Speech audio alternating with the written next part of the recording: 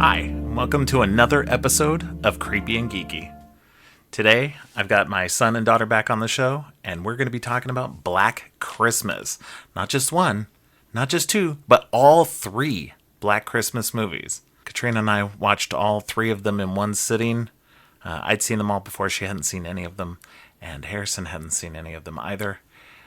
But first, let's talk about things that we've been into, we've been watching, we've been looking at that wasn't Black Christmas since the last podcast. For me, Hawkeye just finished, and unfortunately, neither one of you have watched it, so I can't really talk about it, especially spoilery material, but it was awesome, and you guys should watch it as soon as possible. I know it's been kind of like crazy, because I've been making you guys watch all these other shows, all these other movies and stuff, so you guys have been dealing with that more than anything, so that was pretty much the bulk of what I've been doing, other than trying to get these movies fit in and everything for the podcast stuff. So anything you guys have been watching, reading, playing, anything interesting? What I've been doing is I made a Minecraft server for myself and my coworkers to play on. So we've been doing that, and it's been really fun. We're thinking about traveling to the end. If you know what that is in Minecraft, it's basically just like the big boss battle. But anyways, so Minecraft, that's the one thing. And I've been listening to this audiobook called One of Us is Lying, and it has a TV show that is actually, I think there's 2 episodes of it that are written by or executive produced or something like that, where anyways, that have the same writer and director for the third Black Christmas movie as the person for it. Oh, okay. So, nice tie-in there. Yeah. Okay, cool. So that's what I've been doing. Harrison and Katrina have been playing Minecraft since beta. We bought it for them because they were 2011. they were interested in it, and we wanted to make sure they got into it, and they got into it early. So they've been on it for a long time. Katrina's been super hardcore about it. I think Harrison gets up and down on it. I was into it when we were playing it, but as I grew older, I got interested in other stuff, more story-driven games. Right. Once I hit high school, I stopped being as into Minecraft, and I started being more into K-pop. Yes. And so then I only started getting back into Minecraft with the 10-year anniversary in 2019. So when that happened, there was a big surge of like other old Minecraft players, like across all platforms, like Bedrock, Java, like all the different content creators and stuff also came back to Minecraft for a short bit. So just for that nostalgia bump, because a lot of content creators got their start with Minecraft. So that's cool. All right. What about you, Harrison? Anything you've been into this week that's non-Black Christmas related? I'm starting to feel like a broken record on this podcast where I keep talking about RPGs and Alien. That's pretty much all you ever talk about in life. Fair enough. But my wonderful wife purchased me the Alien RPG for the holidays, and I've just been voraciously reading that and looking forward to running that for my friends. Because nothing fills me with more joy around the holidays than the thought of my friends having a chest burster pop out of their chest. Nothing brings you more holiday cheer than the cold release of death. Absolutely. at least it's cold. Yes, well, that's Harrison likes the cold. Space is absolutely cold. Yeah. So. Except near the sun. Fair. True. Very true. All right, guys. All right, anything else? You guys have anything else? No? Nope. Yeah, I can't think of anything else myself. So we'll just jump right into Black Christmas. The first one was from 1974, directed by Bob Clark. Coincidentally, also my name, although I go by Robert. So it's a little funny in that. Plus, I was born in 1974. So, I mean, a lot of interesting connections to myself. And even funnier, and you guys will love this, Bob Clark also directed another, like, very popular Christmas movie. More popular than Black Christmas. One of the most popular Christmas movies. A Christmas Story. Yeah. Interesting. Wow. Yeah. How crazy is that? That's the first Black Christmas? The first Black Christmas was directed by the same guy who directed A Christmas Story. Interesting. So yeah. So now Black Christmas didn't do as well when it first came out. Mm-hmm. Yeah, It was kind of sure. it lots of people were like, "Oh my god, Christmas horror. That's not great." As we've seen Yeah. by plenty of stuff that was back during that time period. And coincidentally enough as well, going back to a previous podcast of ours, this movie when it first premiered here in America was called Silent Night, Evil Night. But it didn't do well, and so they changed it back to Black Christmas. That's funny. So that was pretty 1974? 1974? Same year as Star Wars. No, Star Wars came out 77. 77. Oh. Yeah. Sorry. Yeah. 74. What am I 74. thinking of? Texas Chainsaw Massacre? Maybe. Yeah. Yeah, Star Wars and Texas Chainsaw Yeah. Massacre. Super comparable. Yeah. Super comparable. I feel like I was trying to something think of came out in 74. But, Space-wise? I don't think so. yeah, I'm not sure. But, I'm going to look it up. yeah. Well, anyway, in the meantime, while she's looking that up, we can continue talking. So this was one of the first slashers considered to be one of the very first slashers. This came out the same year, like I said, as Texas Chainsaw Massacre. It only predated by Psycho and Peeping Tom, and I think something else that I can't remember off the top of my head. It was what we were thinking of.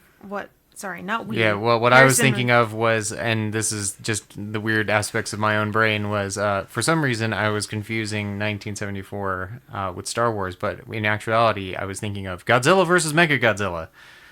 Also, nothing like Star Wars, Moving And right nothing along. like Texas Chainsaw Massacre. and nothing like Black Christmas. It was an important movie date in my brain for that reason alone. So yes, this is one of the very first slashers, and it in fact had a huge impact on John Carpenter, who patterned a lot of this movie into Halloween.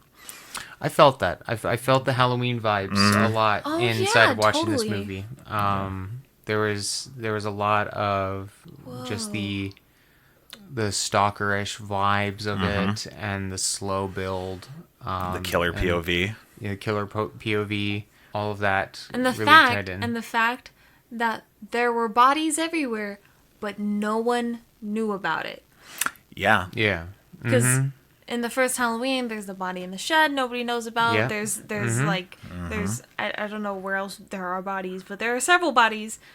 There isn't that are that many everywhere. kills in the first Halloween, but those that Yeah. there are, they're pretty much hidden. And Like the guy with the glasses who gets like put into the pantry or whatever. Yeah. and the girl walks right past him.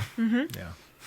Yeah, that was something that was interesting about this movie. And Harrison, you had brought this up before, was about how there really aren't a lot of kills. There are a lot of kills, but nobody knows about them. People don't discover the bodies until the very end of the movie. Exactly. And I think that is one of the things that I like the most And about they it. still don't uncover 2 of the bodies because they don't check the fucking attic. Yeah. Well, yeah, they think just everybody's gone to bed or gone to bed missing. or gone missing or went home or was with their boyfriend. And, Or like the cop says, 9 times out of 10, they're just off with their boyfriend in a cabin. Yeah. And all of that, in my opinion, really makes Black Christmas this like really interesting horror where the characters really don't know the full extent of what happened inside Right. that house. It's only really towards the end of the film where we start getting all the cops that come into the house and they're like, oh man, we're still pulling bodies out of this house. Yeah. And But like Katrina said, they didn't even find 2 of them. So Yeah. it's like, I think that's what makes it scarier because then you're like, shit, what else is in well, here? not only Well, I that, think- only that, but the killer gets away. Like they think that they got the killer. They think it's Peter. Yeah. They just assume it was Peter. But then and then they all leave and ding ding ding ding ding ding Yep. phone rings. Yep. So it's not over. the killer is still inside the house. The other aspect I really enjoy is, and I'll talk more about why I enjoy this and why it stands out so much in my brain.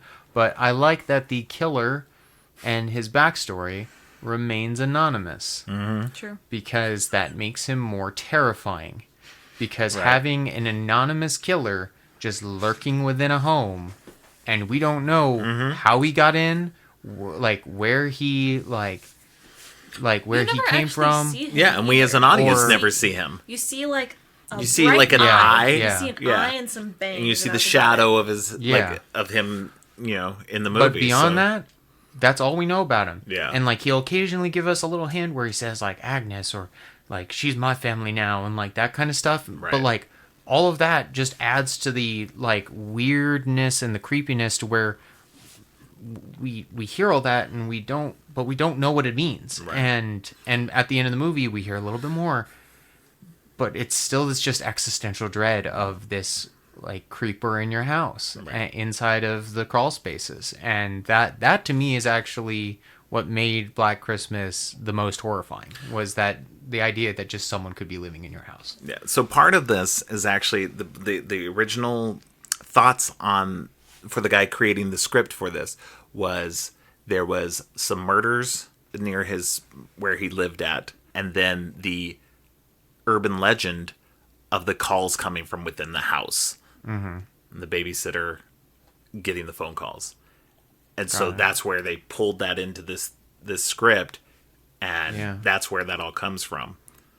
Speaking of the calls coming in from within the house, I thought this is a plot device that was only available to the writers during this particular decade or earlier, in the trying to trace the call in the like shelves of the phone Yeah. phone company.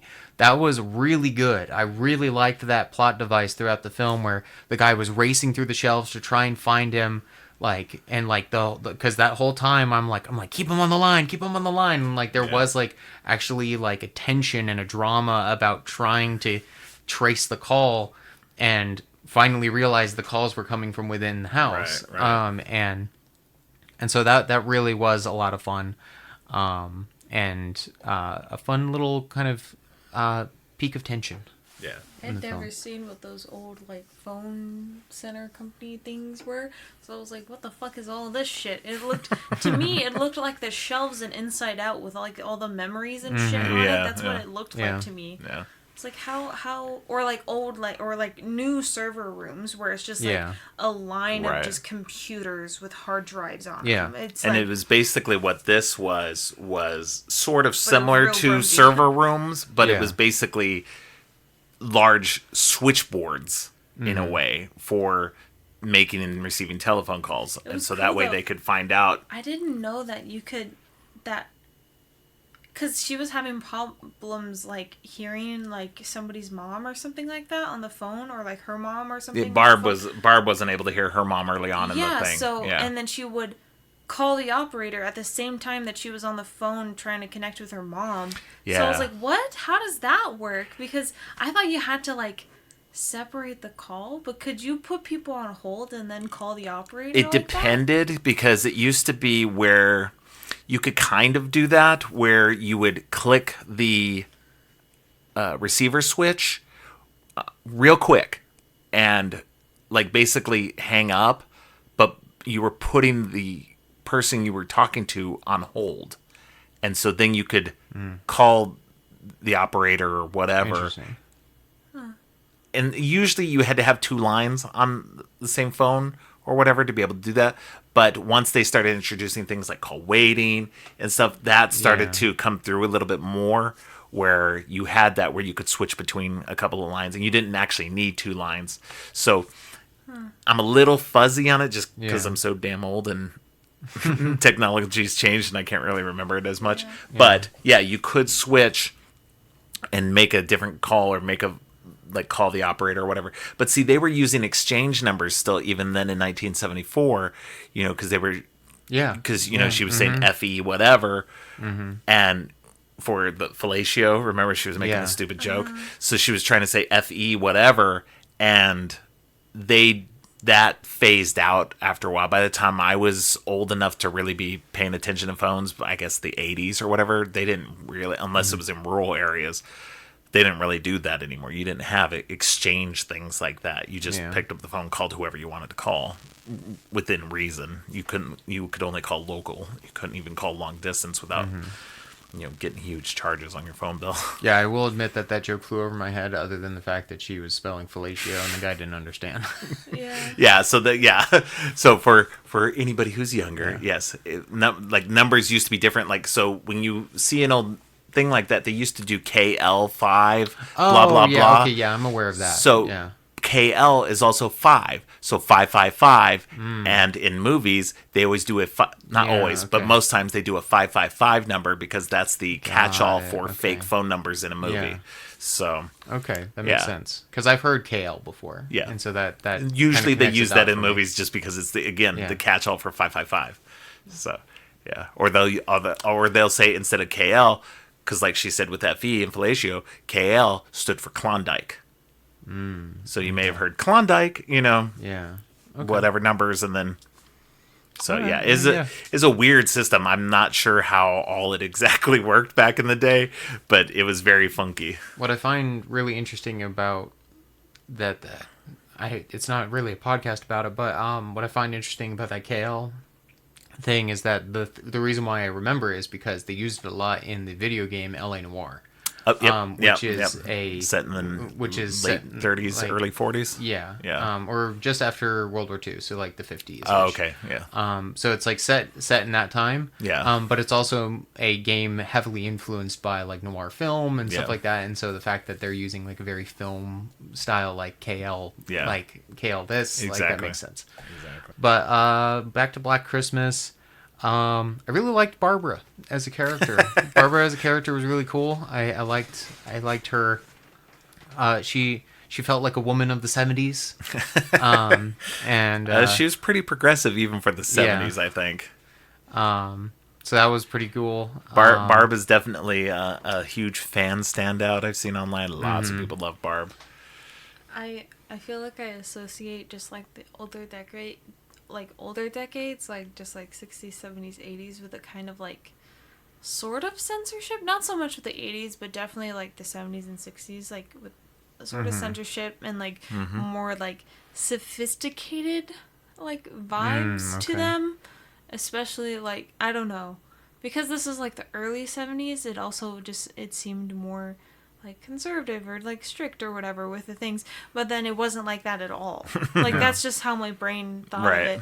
But then the house mother and Barbara just like were like Super not drunks. at all what I Yeah. expected, and it was something that I would have expected to see in a movie today. So I Right. was like, wow, that's kind of interesting how like progressive this thing was, because I saw it as being progressive with them like flipping each other off and cursing and drinking and stuff and using that stuff in a movie from the 1970s, but maybe it was just me thinking that there was a censorship when there wasn't, so I don't know. But I mean, like, I think I have to imagine.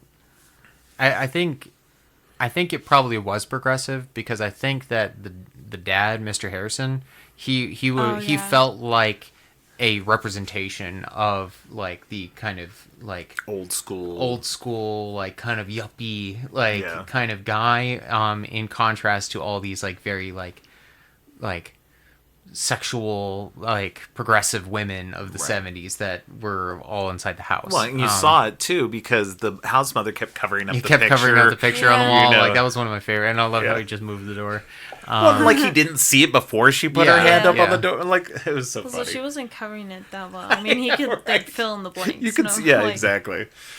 In regards to the film, I think that another thing that I really liked. I wanted to say something real quick about Barb. Yeah, go for it. Barb, real quick. Barb was played by Margot Kidder, who later went Yes. on to play Lois Lane in the Christopher Reeve Superman movies. Oh, So cool. she definitely had a big career after that for a while. Unfortunately, she died a little while ago. She had a good career for a good long while, and Black Christmas was definitely a big highlight for that. Real quick, also Olivia Hussey, who played Jess in the movie.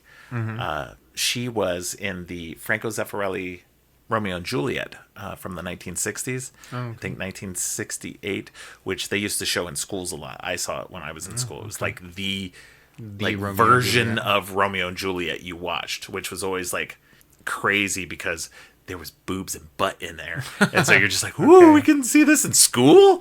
And so, yeah. So, but she went on later on to be in a bunch more horror stuff. Notably, that I can remember, she played Norma Bates. Norman Bates' mother in Psycho 4, Okay. which was like a prequel to the whole series. And she also played in the TV miniseries version of Stephen King's It. Oh, So okay. yeah, so she had quite a few roles. She was, I guess, between those time periods and stuff, she had several more that she was considered at one point a scream queen. Okay. So, I've got two things that Go I ahead. thought of. I like that Black Christmas doesn't have nudity.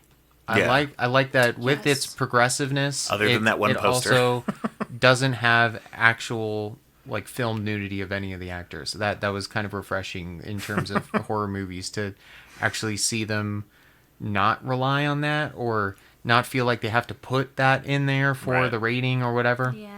And then the other thing is I really appreciated how the kills weren't really over the top. It was just like stabbings and there was no like Stabbings, stragglings. like the only time the bodies were ever really staged in the film was the two bodies at the end where they You're were right. kind of like propped up next to each other, but otherwise all the bodies were just kind of left where they died and like or Pulled up to the attic. pulled up to the attic. Oh, I'm gonna touch on that really quickly. I love horror movies with really great imagery that sticks in my head. Okay. And I love the girl with the plastic bag on her head in the rocking chair by the window. Yeah. That is a great horror image, especially at the end when he lights the candle next to her and it pulls out of the house and you just see it flickering off the plastic bag. Oh, so good. Right. Also, every time that it showed her with the plastic bag, it was just so like grotesque and horrifying I to think just it like was see the scarier bag 'cause sucked into her mouth a little bit. Her mouth was Like open. it was That just like scary. it's like what a way to go. I want something like that for Halloween next year. To, just like, put up somebody's like, just put a to fake put head up- in the window to- with I mean, like. we have a window up in one of our rooms that goes out to like the street. So I want us. That'd be funny. And it's a very enclosed space. So if we put a light there, it'll reflect really Right. well. So I kind of want to put something there. That would be funny. I think we might scare the neighbors. I Why not do it don't for care. Christmas? Why do we have to do it for Halloween? True. Right? Just rim it with some Halloween or Christmas lights Yeah. Yeah. and boom, done. There we go. Yeah. Gotta wait a year, but that's fine. Yeah, I think I've said everything I want to say about Black Christmas. The first one, I think, other than maybe that the cop in this movie was actually competent. I like the fact that the desk cop wasn't, and I like that the detective was. I like that there was a discrepancy there where Right. where there were people who were just like we don't care that your friend is missing, and then the detective who was like, no, hang on, like this seems like a big deal, and actually like did his job. Right. And actually helped them tap their phones, helped them track down the guy, and then as soon as he realized they were in there, it like to that point about it feeling a lot like Halloween, the detective really felt a lot like the Loomis of this movie, where he was like trying to track down the guy the whole time, trying to find leads. Maybe not as and then- crazy as Loomis is. No, but not yeah. as crazy as Loomis, Right. but definitely the guy who was actually invested in Right. trying to track down the killer and actually doing the work to actually track him down. Well, the guy And who was also not even just that. He was trying to make sure that the girls weren't going to try to pull something because he asked them a question. He was like, "So when did you last? So you last saw her this morning?" And then they were like, "No, last night," because he was trying to like See, that. trip Dad him up, said maybe? that, Yeah. trip him up to be like, "Oh yeah, oh wait, no, but Yeah. that didn't happen." Oh, I just remembered So- something. Peter is not the brightest man in the world. he's not a good guy either. Oh no, at all. he's an absolute He's a asshole terrible person. fool. Yeah. Like he was anti-abortion. He was trying to force That's her another thing. and take control of her body and Yeah. all of that. Force her to which marry is him. an interesting thing of this movie that is brought up later into one of the other Black Christmases, and completely forgotten in one.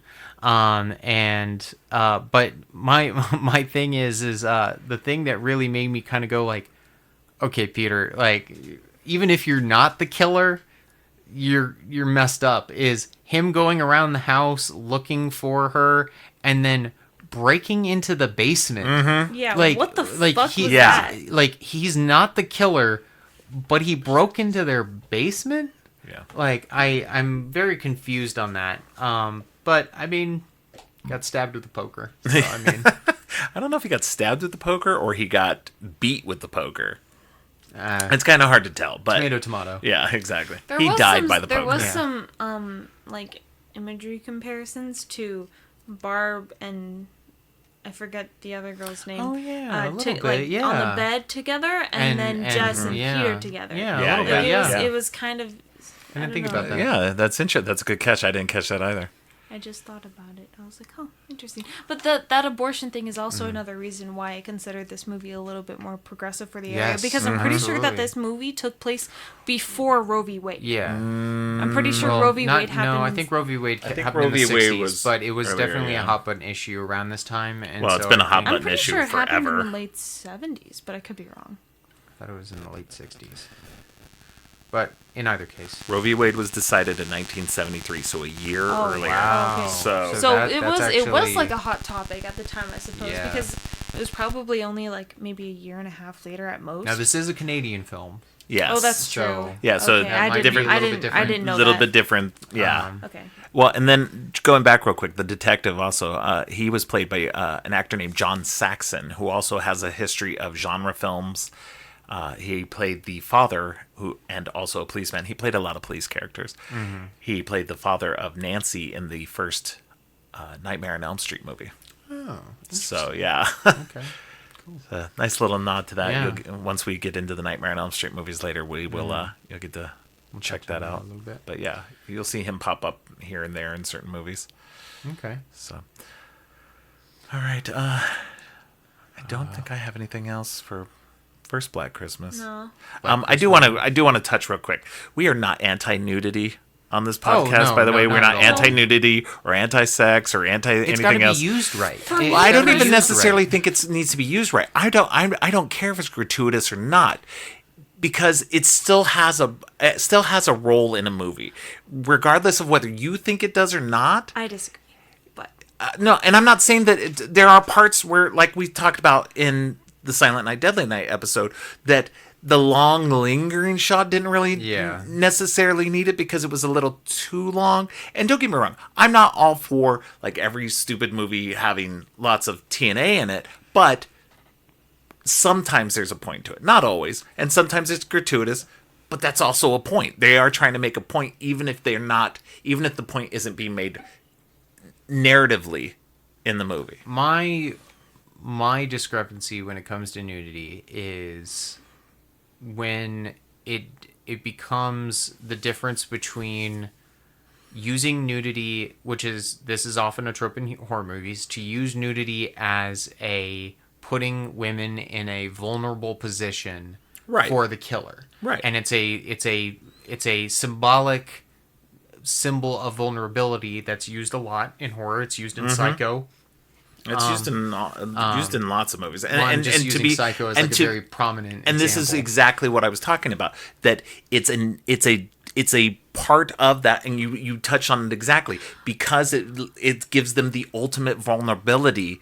Yes, it's a crutch, and I'm not saying it's not, but it is used in horror movies because of that reason. It's a vulnerability. And to that point, though, there are horror movies that purely use nudity for the male gaze. And, Oh, of course. And that, to me, is the problem. Right. And I think that moving into Black Christmas 2006, there's one scene in that movie that, to me, did not need to be there. Right. And it's the only example of nudity in that entire film, and it really is not needed. No, and I agree with you. Like, for that part of it, there was really no reason for her to be nude in there. And we'll transition right into Black Christmas 2006 right now. But yes, I agree with you. There was really no reason to show her nude at all. You could have shown her. There was the thing right there that the wall, the little half wall there that blocked her. You could have shown her from that, like an angle that blocked her. You would have known she was taking a shower. You didn't need to show, because it was really pointless because there was no real.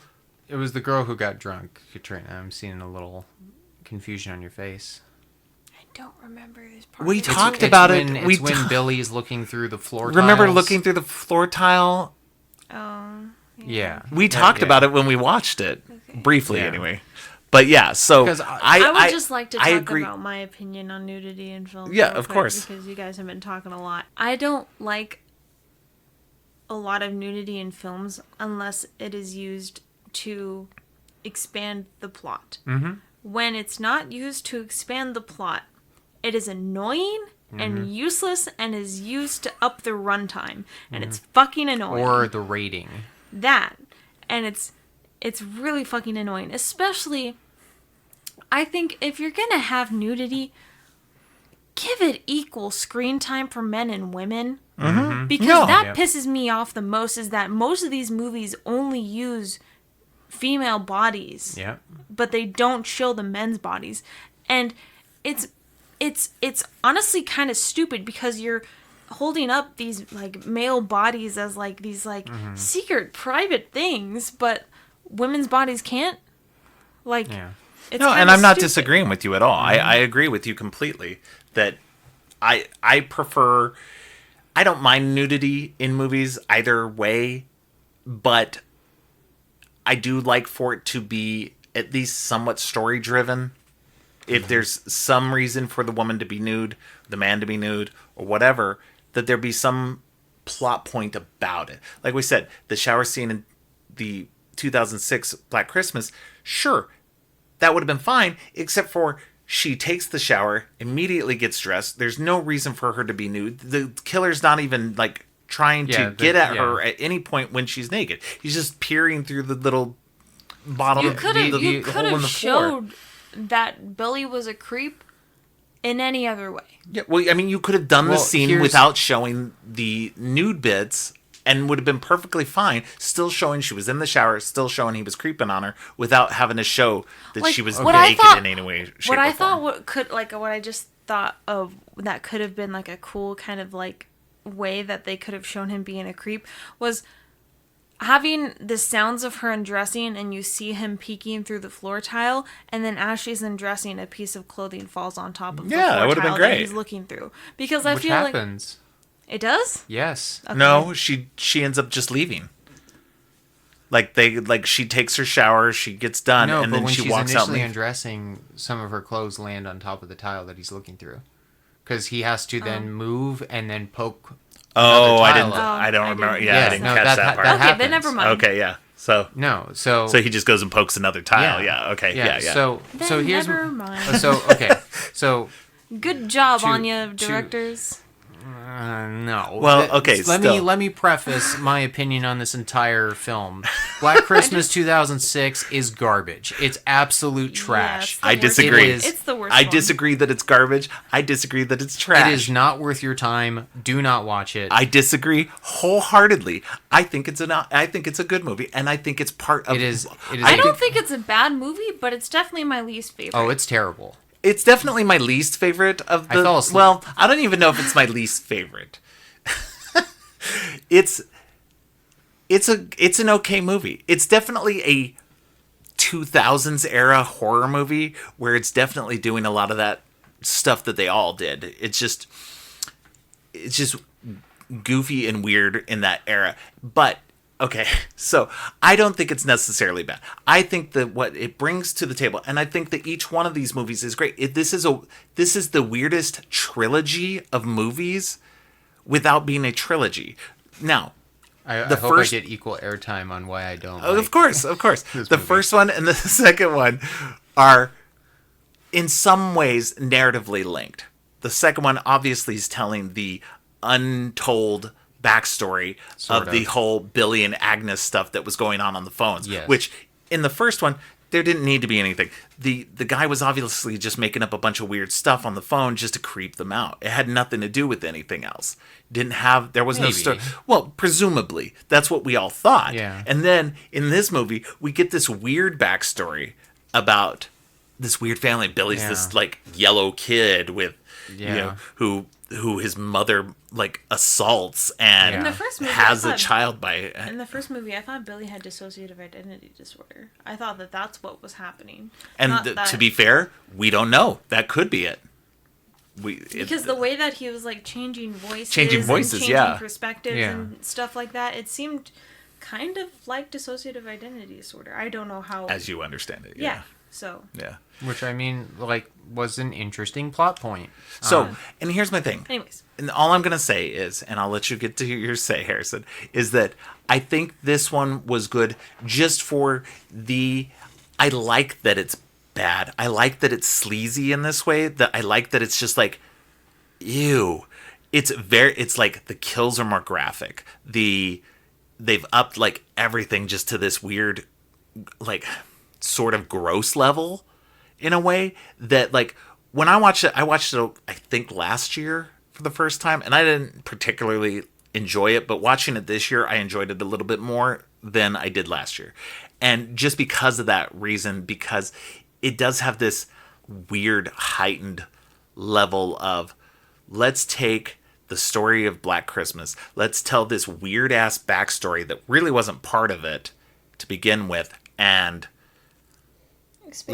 expand on it and just make it weird and have fun with it. And this one was like, where the first one was fun and it had some great moments and stuff like that. This one was just like, let's have crazy kills, let's do like weird stuff, let's have this weird ass backstory that was just gross, and so that, a lot of that for me this time, I appreciated it a little bit more, and just for that.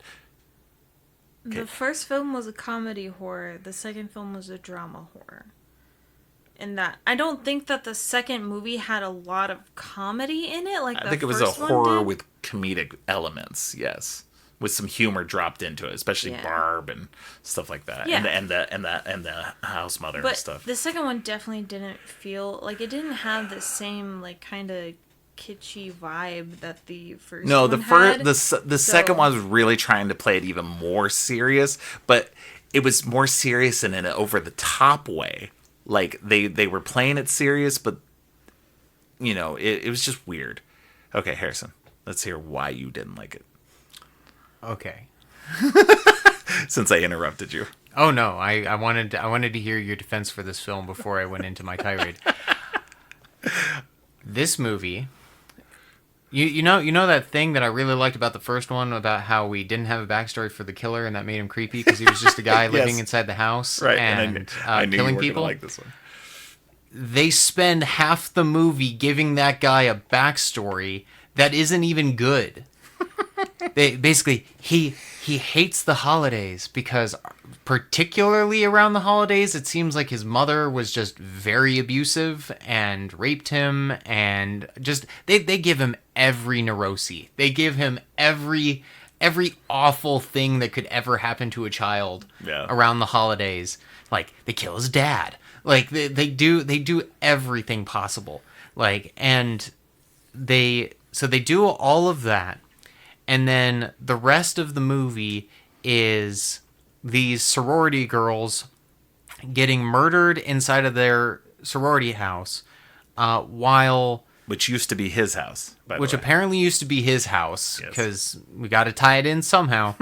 And then just the most like 2006 sleazy boyfriend, like cheating on his girlfriend with another girl inside the sorority house. And he's supposed to be fulfilling the Peter role, like where he's like the red herring. Boyfriend. Yeah. The red herring bad boyfriend. But it's really bad. Well, they didn't even try to make him the red herring, All though. of the kills are unnecessarily graphic, and boy, does this movie have a thing with eyeballs. They really want Billy to be collecting eyeballs and eating them and other things. And by the end of it, when he's eating the eyeballs from the one girl, I'm just like, I'm done. Like, I'm done with this movie. And mind you, at the very end of this film, he's staged up all the bodies. God knows how he's collected all of these bodies throughout the house and staged them in the attic and going, they're my family now. some people who've absolutely had their faces maimed by like ice hockey skates and all kinds of other things are just perfectly fine now. Like their faces look great. like it's perfect for the family photo. And then we jump skip to a hospital scene like right out of like something like Scream 4. Instead of a wonderful scene, we get something where we get weird plot holes, like how the Agnes killer references the watch that her sister gave her despite not opening the present and knowing what the watch said. Because she says family forever, which is what the watch says. But how would she know that? And so it's just so wild, this writing of this movie, and it's a trip. It's an early 2000s horror trip from the writer of Final Destination and Final Destination 3. And there were elements in certain directorial styles that I saw the Final Destination in it, like specifically the scene where he pokes the tiles out of the floor. Like there's a certain Final Destination quality about like the tiles poking out, and I really thought something was going to come up with these tiles, right. But instead it was just Billy looking through holes and looking at people, and so it was just a very trashy 2006 film that is not worth your time. There's a reason why it is reviewed into oblivion. No, but it's coming back. It's gaining some momentum again because people are looking back on it favorably. I think 15% on Rotten Tomatoes wants to talk to you. Okay, Rotten Tomatoes can suck it anyway. I also think that a 2 stars on IMDb wants to talk to you too. Okay, again, they can all suck it. So, Katrina, what did you think of the movie? Did you like it? Did you not like it? You're firmly in the middle. It definitely is my least favorite of the 3. I really don't have anything to say about this film. It was So you're firmly in the middle. it was a good watch. I could probably watch it again, but it didn't add or de-add. Subtract, you mean? Subtract. Reverse math. Anything to my day or to my life. So it was a movie. Well, I said what I thought was good about it, but here's some more fun about this too. Michelle Trachtenberg, you guys all know which one she is, right? Mm-hmm. Yeah. So she was in the movie. So she had just come off of, not too long before that, she had been on Buffy the Vampire Slayer. Mm-hmm. So she didn't want to do the movie unless she was going to die in it. Okay. Really? So yes. Yeah, because some people just want to have a cool death in a movie. Yeah. So the funny thing is, if you'll remember, she died by getting ice skates thrown at her head. Yes. Mm-hmm. Okay. The year before she made this movie, she was in a Disney movie called Ice Princess. Where she became she used math to figure out how to become this really good ice skater. Okay. No, it was really good. Well, and I also strongly believe that the ice skates are probably a reference to the first film because there is an ice hockey scene in that film. Oh, I'm sure there's a level of that, but I think that there was a little bit of this hey, Ice Princess, pow, Yeah. So I just thought that was a neat little thing that they added to it, to her death, to punch that up a little bit. Yeah. I told Katrina, we had several actresses in this that were either popular at the time or would become popular later on. Katie Cassidy, the main female lead in this, she later on was part of Arrow. She was Black Canary, the first Black Canary. And then Mary Elizabeth Winstead, she had just done Final Destination 3 with this director, Glenn Morgan. And she got pulled into this. And then Lacey Chabert was in Mean Girls right around the same time period. So, Gretchen. yes, she played Gretchen Wieners. So actually, and that was funny. I was looking this up. That Amanda Seyfried, also who was in Mean Girls with her, also auditioned for the role that Katie Cassidy got, but they decided not to have her in the movie because they already had Lacey Chabert, and they didn't want to have two girls from Mean Girls in it. So Man, that sucks. this movie's definitely the redheaded stepchild of it, and until 2019, I think that it got a lot more hate. Like, a lot of people are just like, why? What does this add to anything? You know, a lot of the criticisms that you have about it, that just a lot of people were, yuck.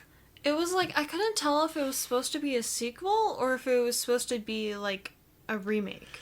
Or like something, not a remake, but like something along the lines of a remake, because it didn't feel like a sequel, but it had the same vibe that a sequel would have, right, about like the backstory, and everything stuff, like that.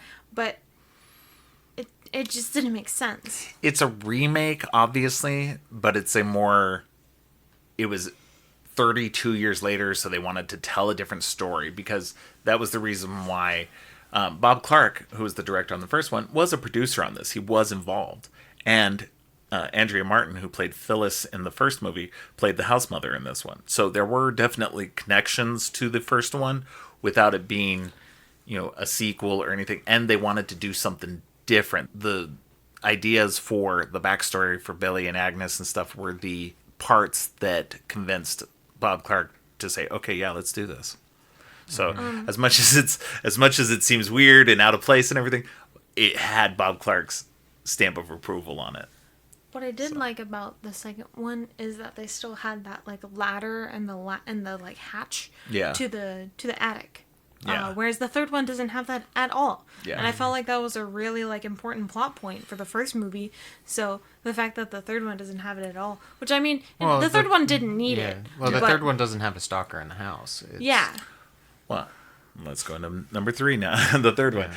And the third one is itself, I think, is the least connected to the overall Black Christmas storyline. There's no Billy. There's no creeper in the house. There's none of that. The only connections is that it's a sorority and girls are getting killed. Well, it's a sorority and they're getting strange calls and like threatening them and that kind of stuff. Exactly. But they're not getting calls. They're getting texts because messages. it's the 21st century. I mean, it was the 21st century for the second movie as well, but that one did have both. Smartphones. It had text messages in the 2006, so they were getting threatening text messages, but it was mostly through phone calls because we hadn't reached smartphone stage just yet. So, but that was that in terms of the second movie, that was kind of funny to see whenever they were holding out their cell phones for the light. Yeah. From just their screen. Just the I screen. still do that though. I still do that personally. Like, I'll just open my lock screen and like wave my phone around if I'm trying to look for something real quick in my room. But in terms of the third one, yes, I really like the third one. I think that the third one is its own film. I think that it makes use of the Black Christmas name and some of the kind of core aspects of Black Christmas a little bit. Yeah. It doesn't have a Billy. It doesn't have a stalker in the house. But it is a sorority being attacked. And we get the ineffective desk clerk cop. We get the... I was actually surprised they didn't name him Nash just as a nod. We get the... oh, man, I'm blanking. Oh, there was something... I need to talk about the second one still. But... but okay, it relates to the third one. So the third one, rape is a plot point that plays very central to the plot, and specifically the aftershocks of being raped and rape culture in universities and the kind of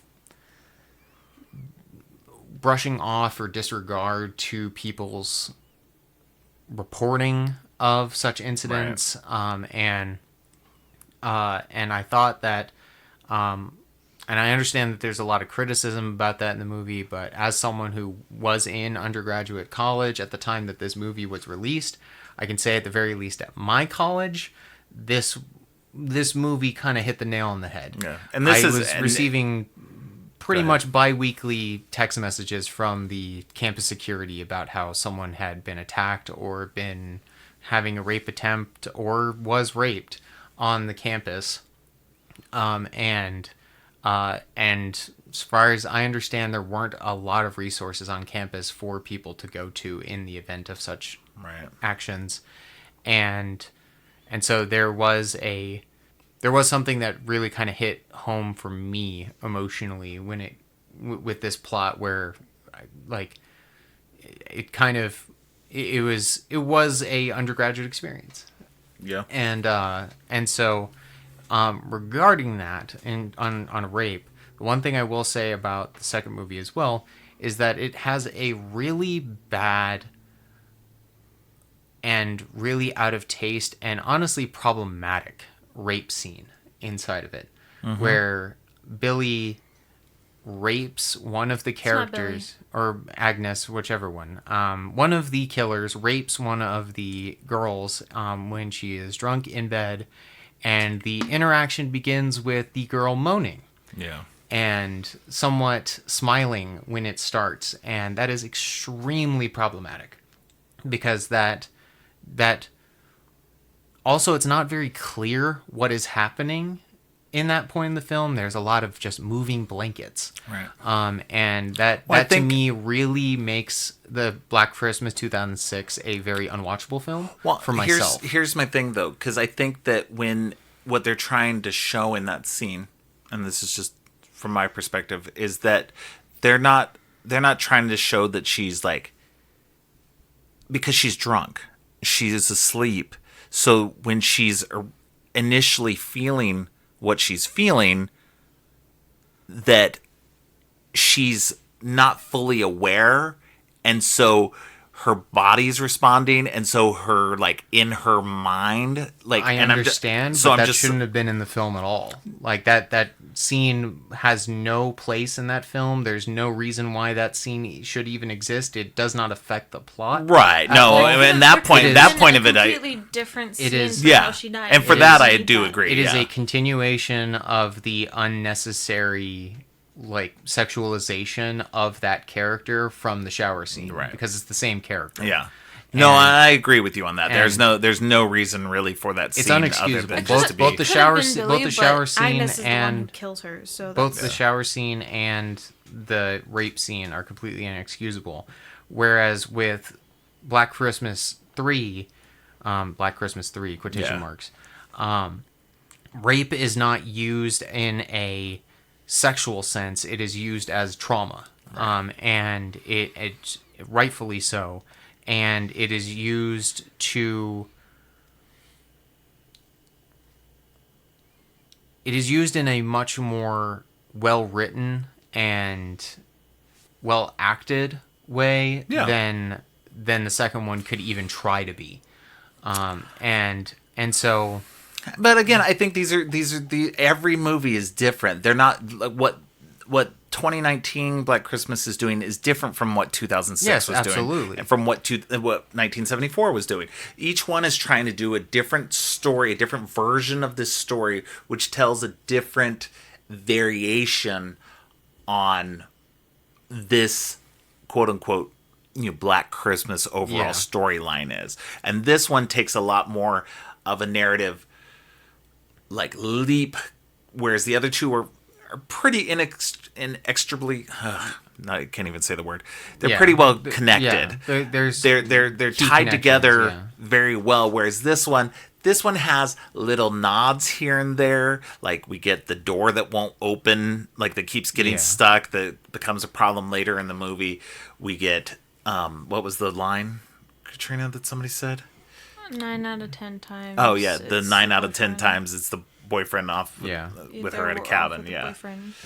And what are you doing down there? Yeah. Yes. So then in the first movie, Peter goes down to the basement and is asking Jess, what are you doing down there? What is all that yelling about? What are you doing?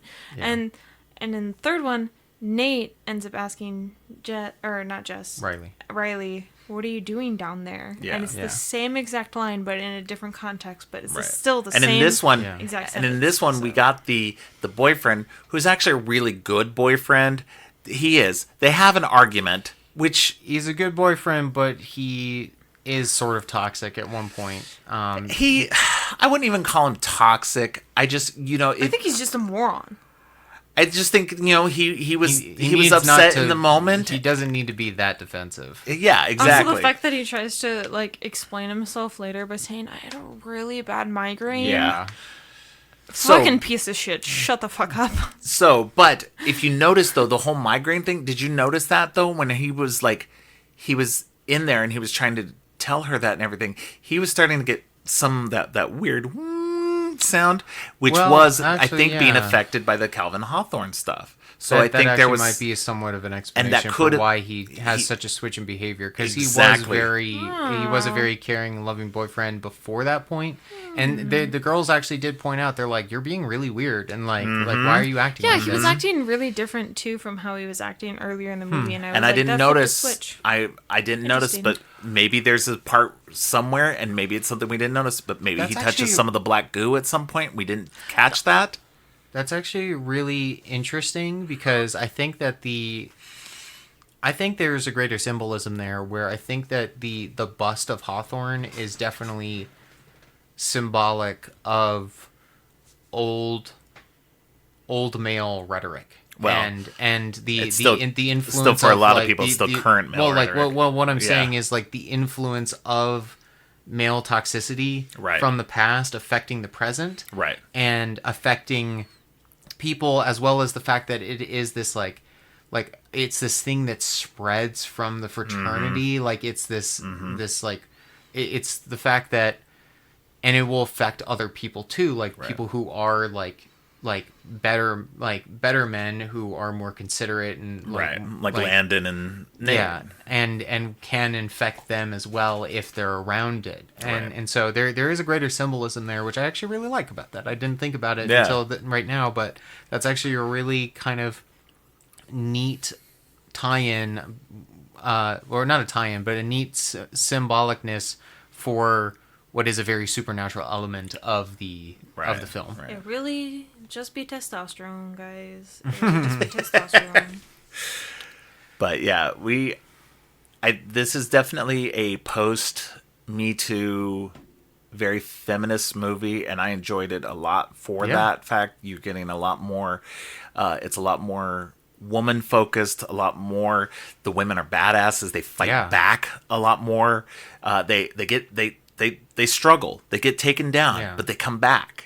And like she said, we will never be broken, and that was a great line because it's true. Kind of cheesy, but it was. It was cheesy, but it was good. It was. I mean, there was a lot that was cheesy about this movie, Yeah. but it was still good and fun, and I think it was a good representation of the current era of activism. I think also what I thought was interesting about this one too is that before, in both of the other two movies, it was just one sorority house that was being affected, and in this one it was multiple sorority houses. All the sorority houses were being attacked. Where the campus security guy opens up the door. Also, And that sorority house was doing way better than theirs. Because they had them on the ground and already And dead. there were 7 of them there, and there were probably only 3 left in there. So that was kind of. So they were doing a lot better. Yeah, but also, they mentioned that the person Lindsay, who dies at the very beginning of the third movie, she's from the other. Yeah, she's from the other thing, because they say that a girl from Delta Sig is also missing. That's what they say. Yep. So it was already not just them from the start. Also, they totally just blatantly say the entire plot point at the beginning of the movie, and I didn't realize that until I rewatched it with my brother. Was when, after she is trying to get people to sign the petition, she goes, well, the Hawthorne bust, people say that he was into dark magic and stuff, and that they did rituals with disobedient women. And with pagan. I don't know if they're necessarily telling you the whole story, but they're definitely foreshadowing what's going to happen. But it literally told the exact plot point. Yeah. Disobedient women with pagan men, pagan ritual men. I don't know what it was, but it was it was literally the exact plot. Which I point at thought the was very actually end. kind of funny because in the second Black Christmas movie, she goes into a spiel about how Christmas is a neo-pagan Yeah. like rip-off of all these other Yeah. Yeah. holidays that they just stole from everything else, which is 100% accurate. Yeah. With the third one, Also, the third one brought back the cat. I Yeah. know. I was The just about to cat. say that. You stole it Claude. right out of my mouth Sorry. because I was like, oh, And they it brought from, back the And cat. it turned it from Claude, a man's name, to Claudette. Claudette, Yeah. A again. woman's name. So Yep. that was cool. Also, I just have to say, how the fuck did she put that pad on without like doing anything? Because she just reached down and like put it in there. I'm like, how? That's- what? I'm not Katrina, that that's skilled. something I'm only sorry. you can tell us. From what I know, most women can't do that. Well, but I I, mean, could be wrong. I could be wrong. maybe she's talented. But She had a final. She had to do it quick. I mean, and it was also just, it was a pad. It wasn't a panty liner. Like, what the fuck? I was so shocked. Well, and I thought, in terms of her death, I thought it was an interesting one too because she's going around looking for the cat and everything, and it's a good, I think, an effective jump scare. Oh yeah. That as she comes out of the room, all of a sudden it like zooms in, and the guy is right behind her with Yeah. the wire of lights, and it was a like, great Also, wide she shot. died. yeah, She died. It goes in- from wide to like She real died close up. looking for the cat, just like the person in the 1st movie. Yep. So, Yeah. Yep. No, there was a lot of nods to the first Black Christmas, which I Yeah. really liked. And And it was nods without having to be a remake or very slavish the to nods it. felt like they weren't like specifically trying to like get back to their first movie. They just seemed like They were just cute this one little was things. this that you one go, was its "Ah." own movie. It wasn't beholden to anything that came before. Exactly. It was just utilizing things that they liked about the first movie Exactly. to their own also role. it was Like, directed and written by a woman, so that helped Yes. a lot. one of my favorite moments when they use something from the first movie is when Riley grabs the guy with the bag. I was like, Yes. yes, this was great. Yes. Like it Finally really like it flip the made me plastic cheer bag. when I saw it because When- that's such an iconic. Like again, that's the thing that stuck with me about Black Christmas Yep. was the bag. And so when I finally saw that in this movie, I was like, yes. So in the first and second movie, they had like the rustling of the Yeah. bag of the clothing or whatever, and they Yeah. both got suffocated by it. So when they showed the scene where she was like walking kind of past the dress or whatever, and it was Mm-hmm. kind of rustling like it was in the first two movies, I was like, oh man, the killer's gonna fucking use it to kill Chris, isn't It was he? before that because you had seen the dress, remember? Because it was the red dress inside the plastic, and you're like, that plastic's going to come back. They're going to, like, somebody's going to get killed with that plastic. I remember you saying that. I didn't say that early. I said it right before it happened. Really? I Yeah. could have swore you said it whenever she first No. showed it. Okay. Here, Well, real quick. I did say that the dress would come back. I didn't think that the plastic thing would come back, but I do remember saying the thing about the dress. Okay. Speaking of the plastic bag, one more criticism I have for the second one. The second one is the only one that didn't have the balls to actually make the plastic bag clear. Oh, yeah. It was like a black trash bag. Oh yeah, and they it- like poked out the eyes. yeah, which Like, it was stupid. dumb. Well- which was absolutely Okay. dumb. So, I think, just from the perspective of the movie makers, they did that because they wanted to have something that they could stab easy without having to worry about, like, having to make a fake head. Also, the fact that, was- they were really invested in the eyes, so I think that was also another. Yeah, it was more specifically all about the eyes in that one. Why? Like was Because that, was she that got her just eye a- popped out as a kid. Remember, he popped her eye out when he. Well, yes, I understand that in that movie, but why? Yeah. What was the fascination with eyes? I don't for know, the, it was a like, weird- for this movie. But anyway, moving on back to Black Christmas, like Black Christmas 2019, which is a far superior movie. I will agree that I feel like I like number 2. I like the second one, but I do feel like number 3 is a better movie overall. The one thing I also really liked in terms of the movie was it did kind of pay homage to the body in plain sight that was the body up in the attic in the rocking chair, in that the girl who got killed when she was looking for the cat was staged up on the roof. Yeah, yeah. Like in perfect plain Like sight. inside the balcony. Yeah, on the balcony. And so area. I thought that was really cool, was Yeah. that they actually did a little little nod. yeah. Like, wasn't a And I girl think in the that's- rocking chair. There was And I a think girl that's in a what I chair at one liked point. about it a lot more, was that it was its own story that had nods rather than trying to recreate the story for a new generation. There's too many remakes that try to do that. Yeah. Which, not bad.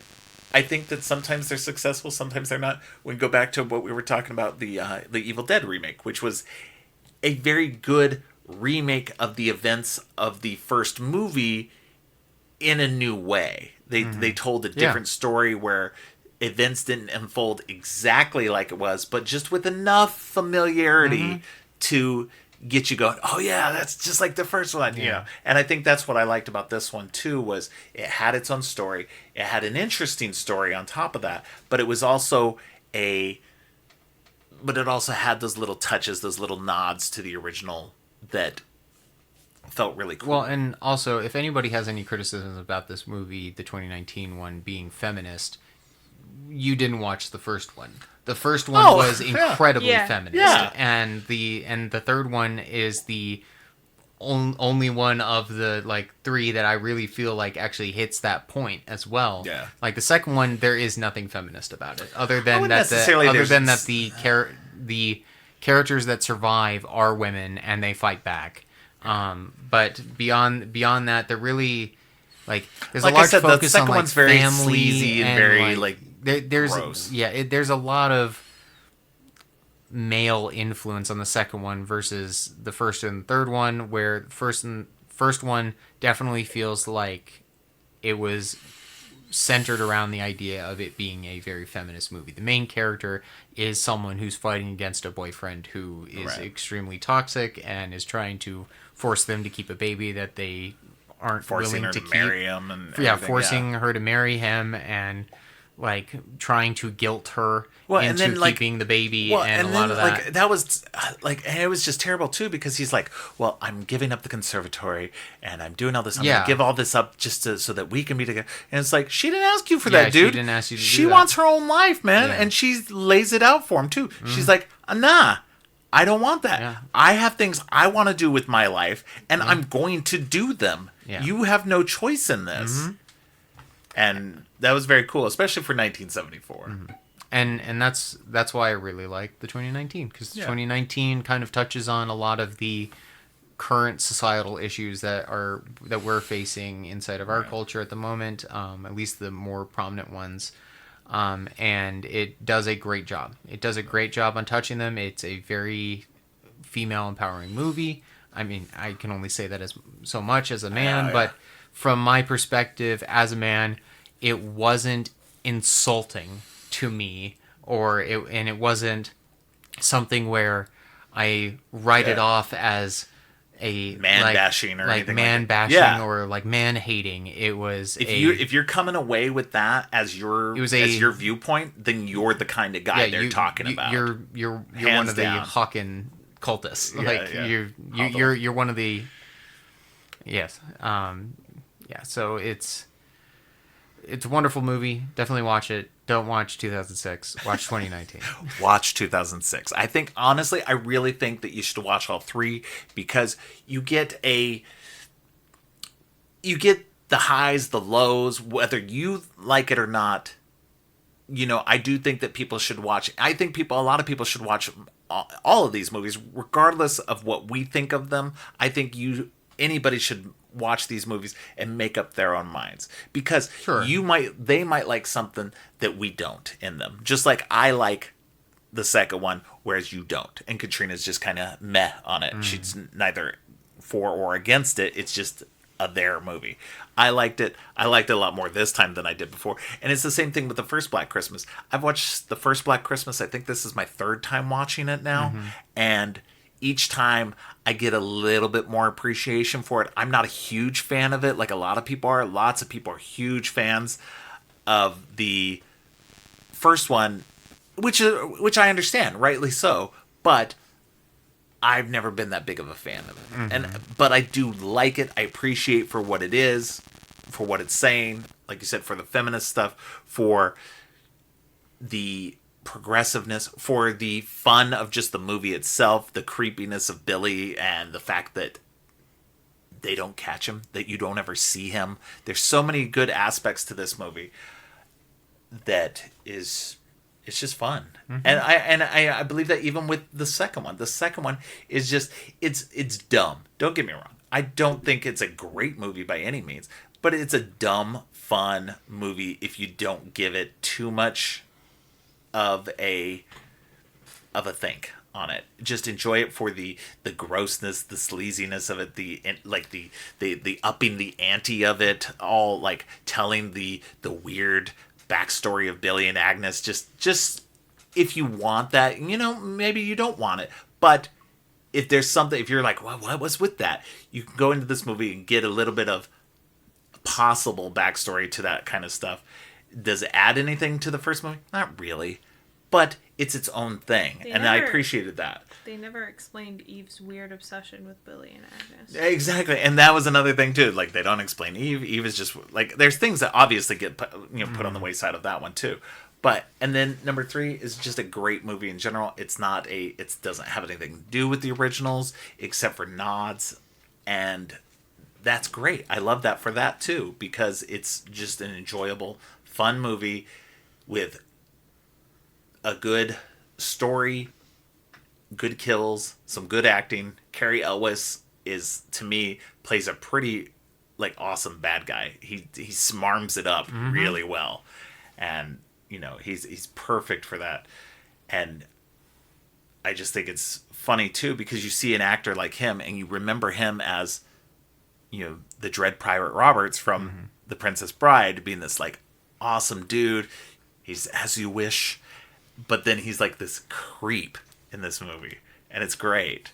It was a fun time, I think. I think overall, Katrina, do you have any last thoughts on this? I liked all 3 of them. I mean, I definitely like them more than Silent Night, Deadly Night, for sure.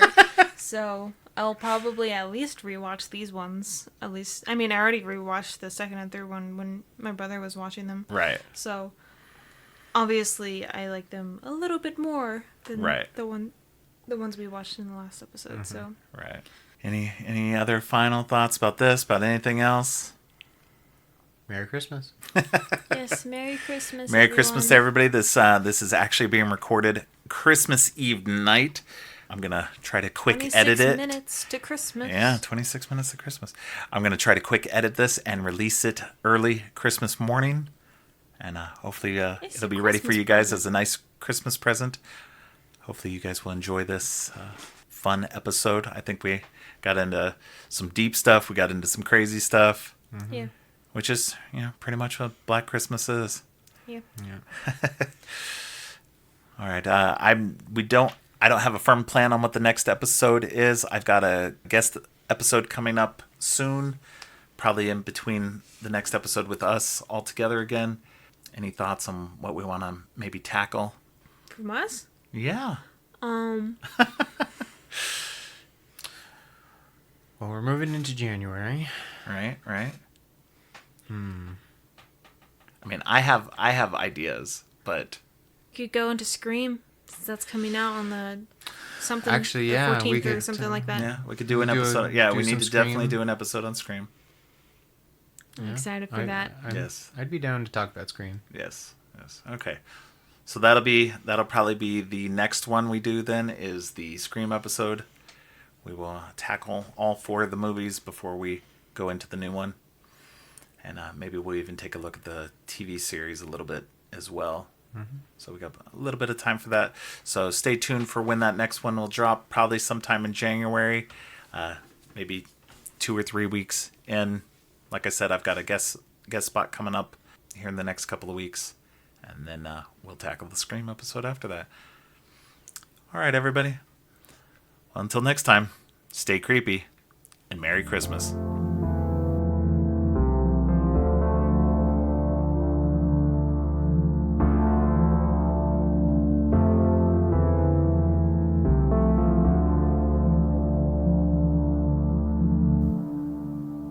Watch out.